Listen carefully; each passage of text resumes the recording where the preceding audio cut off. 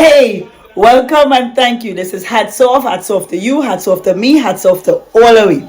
So, I am so immensely blessed that I have a whole 4 generations of family here for the parenting segment. And of course, what we're talking about, all you know, is food. So, the habits of food, we have the Eleni family here.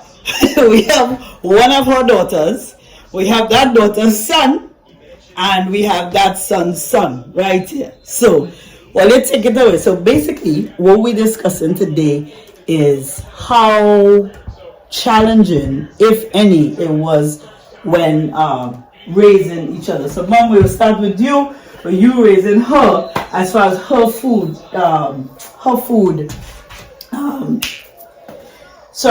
or bear with me, right? So, her food requirements, if any, how was it feeding your family? Okay. Hello, my name is Annette Manigo-Messi, and this is part of my generation. When cooking food or preparing food for a child, when my kids were coming up, they had no choice. Whatever we cooked, they ate. And if they didn't eat it, they would be hungry the next morning. And I always had me and my brother, whatever they didn't eat, we ate. So we didn't lose anything. So that's my thought on that.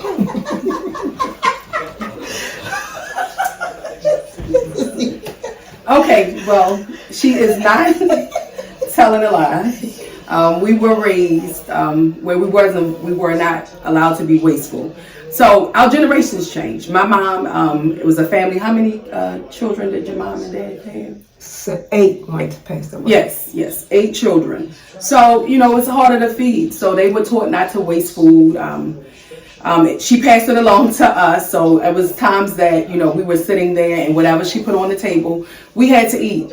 And I would add this, my dad was a hunter. So that's including rabbits, squirrel, just not the traditional things that children were used to eat. Some of them was very good, but of course, if you put a squirrel or something in front of a child, they technically don't want to eat it initially. We have hid, she probably don't know this, like food in our socks so we could get away from the table because we were not allowed to move ourselves from the table. She gonna get a beat now.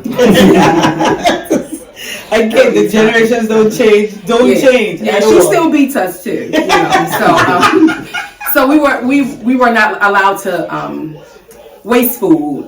We cleared plates, and as children, if we left something on the plate, my mother still to the day does this. She will eat your leftovers off your plate, but that was because of how they were raised, not having as much. She was very appreciative of the things that we had. Now, moving to our generation, it was a little different. We didn't waste food as much because we couldn't, but yeah. So, how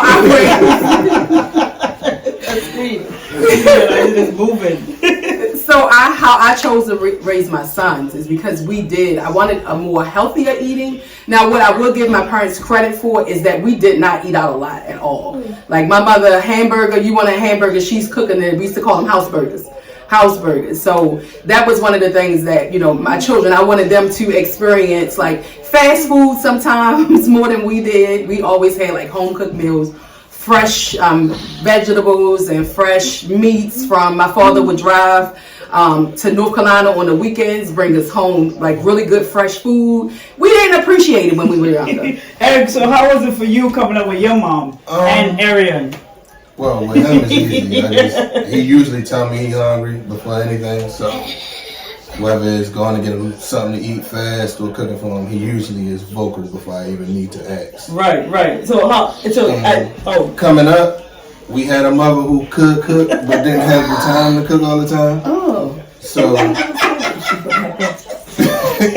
she ain't had the time. Like just working, being a single mother, she ain't had the time to cook every night. We ain't had the time to. So I say by the time I was in middle school, she had already taught us how to cook.